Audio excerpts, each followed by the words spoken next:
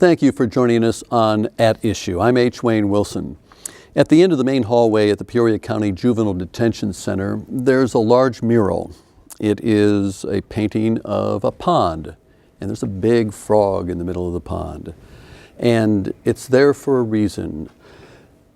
We know from experience that young people are highly influenced by the arts. And in this particular case, that mural has made improvements in the, let's call it the performance of those juveniles who are at the detention center.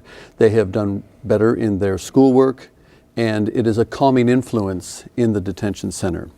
And to further discuss the impact of art in everyone's life, especially at this time of year, I've asked three leading artists of Central Illinois to join me for the conversation. First, let me introduce to you Lonnie Stewart. Lonnie is a sculptor and painter who has studios in Charleston, South Carolina, and in Peoria, and has done work all over the world. Thank you for joining us. Thank you for having me.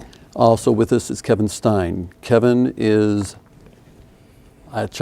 was the Poet Laureate for the state of Illinois. For 14 years he was the Poet Laureate, and he's now retired from that position, and you are now retired from Bradley University. That's correct. We thank you for joining us. Happy to be here. And also with us is George DeLuto. George is the music director for the Peoria Symphony Orchestra. He is also the associate conductor for Ravinia, and he is a member of the Juilliard School faculty. Thank you for being with us. Thank you. I mentioned the mural at the Peoria County Juvenile Detention Center and the impact it had on those young people. And so I'd like to hear from each of you what your thoughts are on, in your particular discipline, what impact you think art has, not just on young people, but in life in general. And George, why don't you start us? Well, for me, the impact of the arts occur across a spectrum of your own development, yourself, your community, and the economy of a community. So there's all kind of research now that shows that these three things are really impacted by the arts in a healthy community. But the first thing I think about when I think about what art means to me is that it requires reflection, and it requires a interaction between a creator and a receiver. And so the creator has to reflect in order to create, and the receiver has to reflect in order to create meaning for themselves.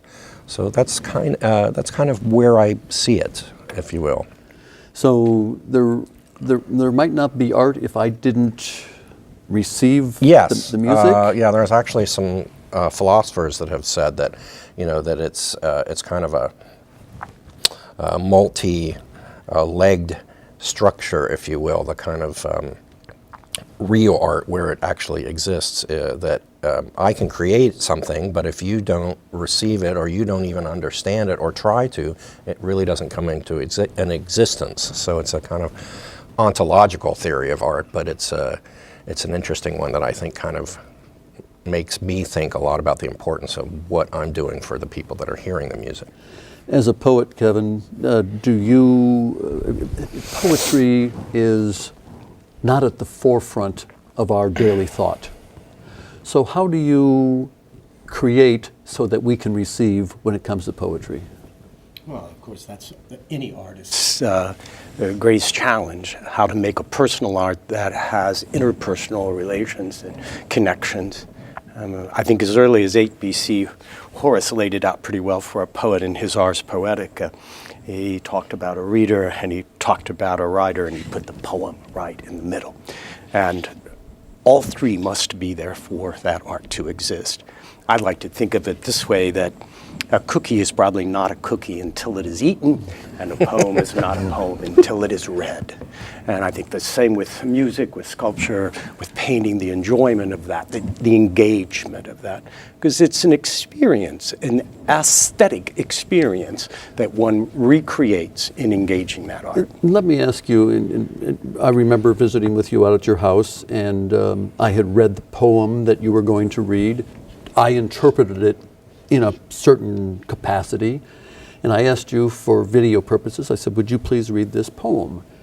And you read it differently, and I'm sitting there going, well, I've got a little different meaning from it because of you reading it as opposed to me reading it. Now, maybe that's because you read it out loud and I read it silently, but performance counts. Oh, poetry is at root performative. Its roots are in the measure of song and dance, and it's absolutely performative. For me, it takes indeed a lot of practice to perfect that. It's not something that you just dash out. And poetry, you remember early on, you published a poem in ancient Rome when you read it aloud to a group of people in public, in the forum. That was publication, when it was shared and publicly performed. And I agree with that notion. Poetry and the arts have a public function and a public role that is key. And it's, in many ways, it's revivifying for the community to engage with art on a daily basis. Now, there is a poetry website titled Poetry Daily, and it gets well over 300,000 or 400,000 hits a day. Now, whether it could be 200 million, it might be a better thing for art. But there is the need to engage the public with a very private or personal art form. Well, maybe you can start tweeting some poetry. 140 characters. I think they expanded it, isn't it? 280 That's right. or something like that. An opus. That's right. Lonnie, Kevin mentioned that you have to present it, and there was a time when we did it publicly. Now, some of your sculpture work is on public display. The eagle out at the shops at Grand Prairie, for instance. I have several on display, I think, around this area, right? And it's valuable for an artist to receive recognition for his work, and particularly if it's popular, you know. But and it doesn't really have to be popular in a positive way, as long as it's looked at and felt. I mean, there has to be an emotional response for the artist to be satisfied with the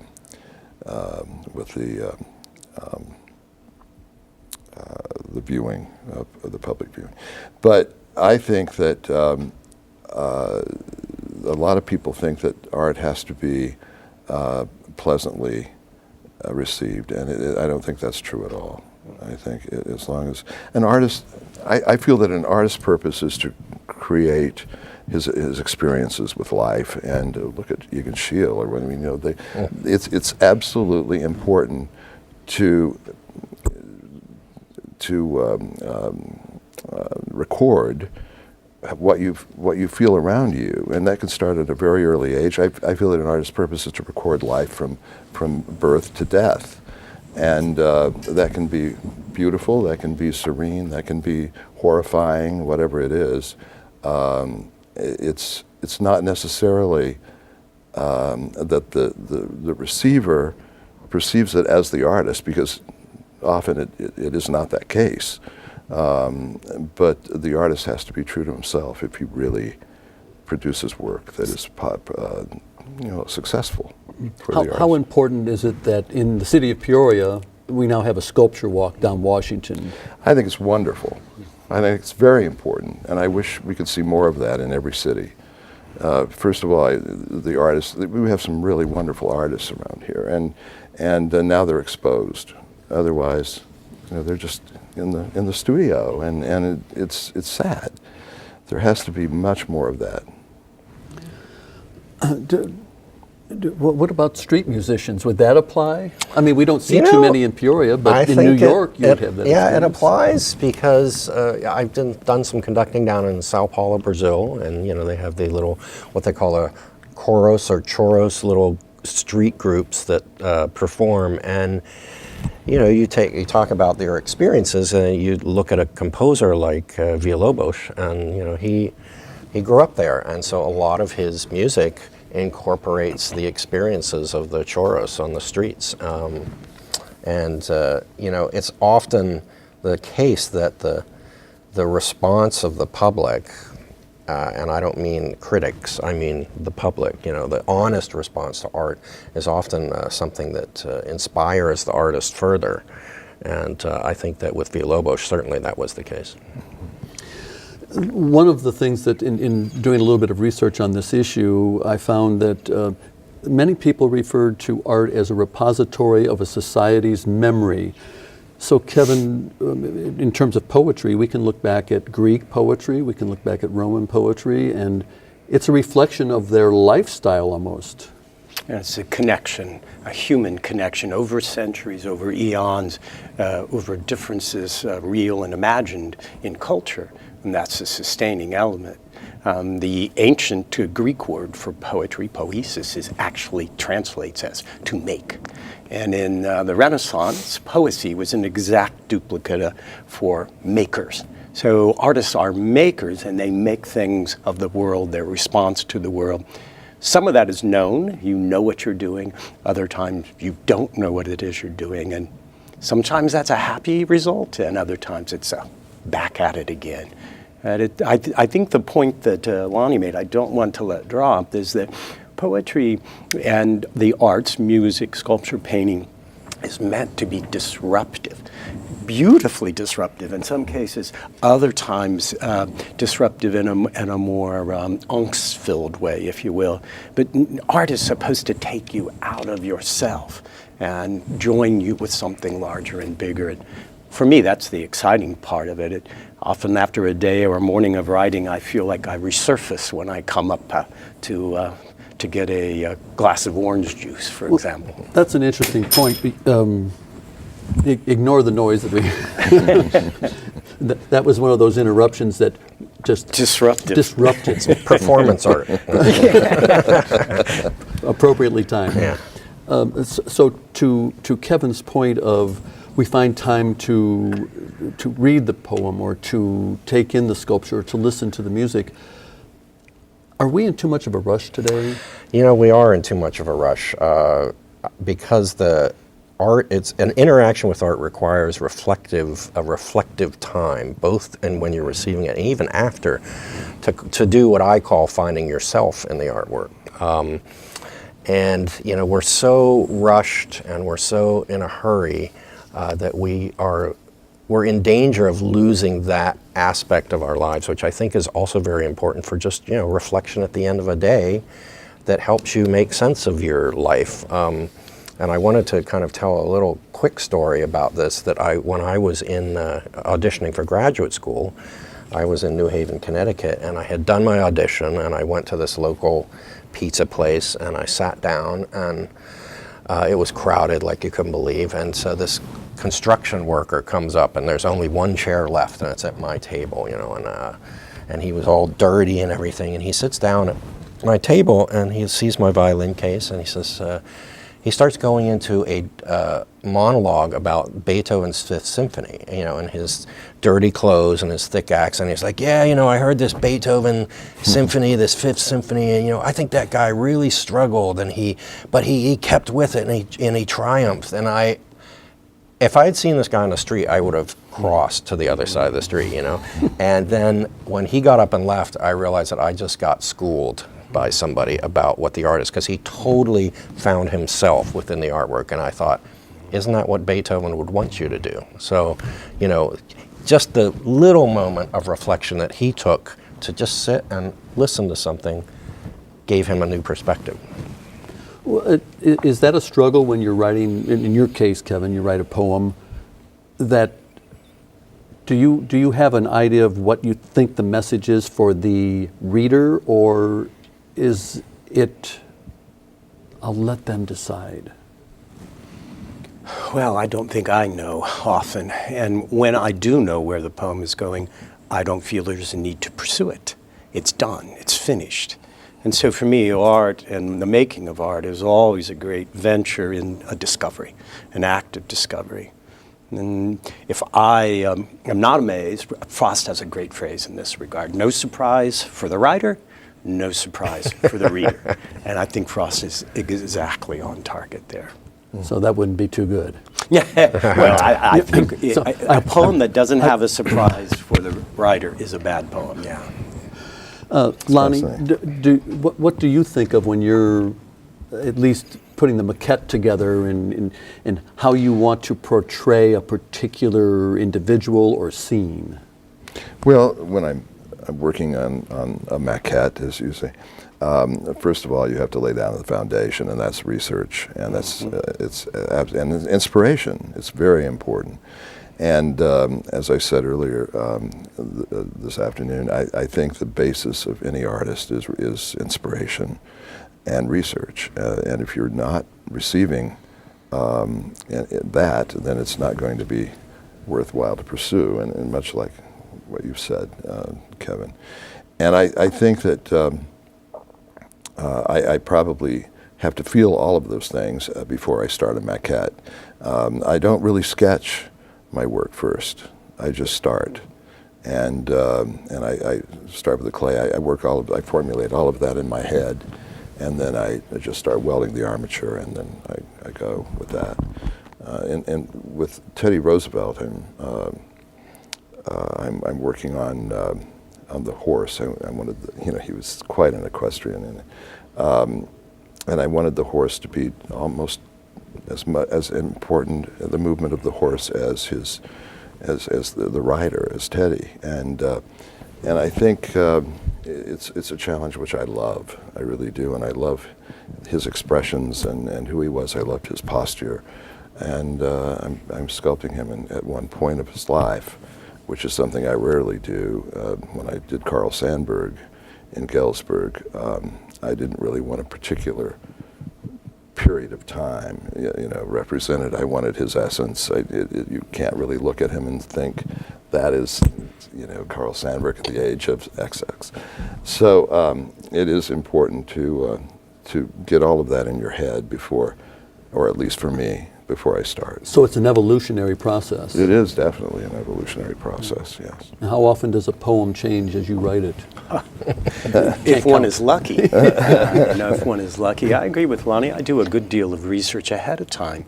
I wrote a poem about the slinky, the invention of the slinky. Well, I had to do a lot of reading about that. But I didn't know what I thought about what I had learned until I began the process of making the poem. Mm-hmm. And then over time, over revision, the poem often reveals itself to you. That's what I mean, where I don't know where I'm going. I know what I think my conscious ideas are, but how they will unconsciously blend is something that's revealed in the process. That's funny because that's something I discuss with young musicians a lot when we're looking at scores and everything. And I say, people are great at analysis, of taking it apart. But what we do is synthesis. We have to take all these components and put them together into something meaningful. So I'm glad you said that. So when you're preparing for a concert, you want to present a particular piece in a particular way. Is there a process? I suppose it's different every time, but is there a message you want to get across to the audience? You say, well, the last time we did this particular symphony, I did this, and now I want to present it in a totally different way. Yeah, it is a process, but it's a process that takes place over your entire lifetime. So if I'm doing a Brahms symphony, and this is another thing I say to students, I said, you can cram all of the technical aspects of this symphony into your brain, but what should happen over the period of your lifetime is every time you go back to it, it's like coming back to visit an old friend and finding things out that you didn't know about them. And so we get together after 10 years and I say, I didn't know you liked baseball. So you discover these things. So it's the way the synthesis happens that should be evolving, because the technical aspects of the score don't change. See, so it's the meaning even that the performer has to create that changes. Let me ask all three of you if you could, and this may not be an easy discussion, but what do Central Illinoisans need to do to better appreciate music, sculpture, poetry, name an art? What, as a consumer of art, how could I better appreciate what we have here in Central Illinois and better appreciate poetry? Keep your head up. keep your eyes open. There's a lot going on here. There's a terrific performance poetry scene here. A lot of lively young writers, and from all races and ethnic and economic backgrounds, and they are upholding that Roman tradition of performing in public. And there's a lot of art and there's a lot of music available. I'm always just humored by my friends who say, well, with that great backwater of Peoria, and then they come here and they're like, well, there's stuff to do, and it is artistic. So I suppose keep one's eyes open, note things, pay attention to what you see on various listservs and boards and art organizations. There's a lot going on every Friday night and every Saturday in Peoria. I might learn something new. I think one of the main things we have to do is to fight as hard as we can to get art back into our schools and our curriculums, to expose children to art at early ages where they wouldn't have been. It's very sad to see it disintegrate. I think we need it. And I would agree with him. And to answer your question, I would say that just to have courage to go out and explore and not be afraid, and don't feel like, you know, you don't have to be an expert to go to hear a great symphony. You don't have to be an expert to go see an art exhibit or read a poem. You're supposed to develop with it. And this whole point that Lonnie makes about the school system, I think, is incredibly important, because all the latest brain research is now showing that interaction with the arts, not just as you're developing, but as through your whole life, as you're living, for just the maintenance of the way your brain works, is very healthy and important. Well, and art can be, by the way, I went to the Musical Instrument Museum out in Phoenix. Great. It's a fabulous experience. Much more enlightening than I ever dreamed. But it showed me so much about the different music around the world and how people approach music.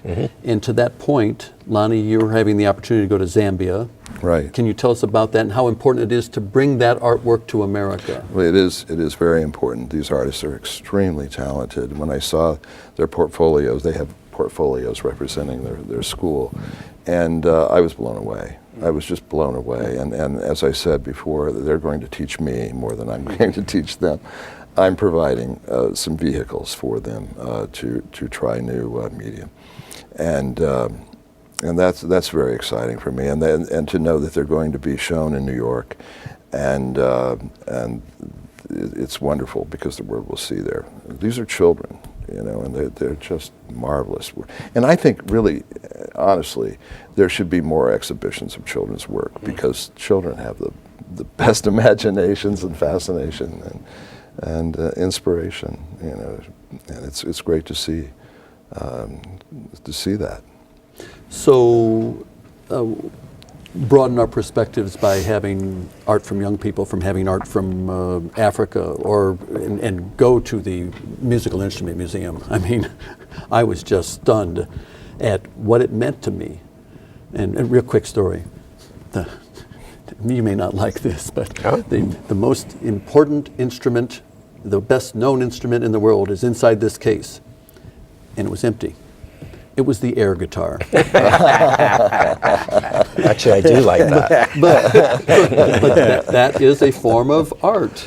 So, real quickly, this is the holiday season. The role of art at this time of year, is it different than other times, or? I think we think it's different. We welcome it and we accept it in ways we don't in the rest of the year. And we give ourselves over to nostalgia at this time of year. We give ourselves license to brood on things. And what interests me is that a lot of studies, psychological studies, have shown that nostalgia not only connects you to that time, that moment, but it affects the current moment and the future. For example, if you think about a loving gathering of a bunch of your pals in this group, and it's 20 years ago, research has shown that it makes people want to more actively create loving relationships, circles of friends in the moment, in the future.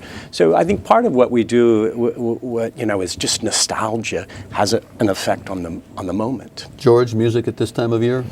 Well, it's funny. You mentioned this because we are programming a concert called Winter Dreams, and I wanted to do a program that wasn't holiday music, so to speak, but was just the kind of impression of winter through the prism of the minds of some great composers. So there's, Tchaikovsky, Wagner, Vaughan Williams, and some of them, gravitate toward holidays, and some of them gravitate toward the physical quality of winter. So in Vivaldi's Winter, he actually represents chattering of teeth in the cold. So I think it's important in the holidays, but I think it just becomes, as Kevin was saying, it just becomes our perspective is a little different. And on that chilly note, we will say thank you to George Strelotto, who is the music director for the Peoria Symphony Orchestra, to Lonnie Stewart, painter and sculptor based in Charleston and in Peoria, primarily Peoria.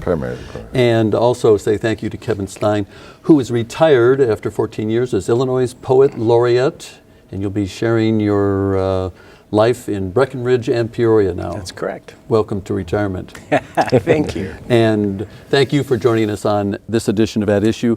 Next week, it's Congressman Darren LaHood.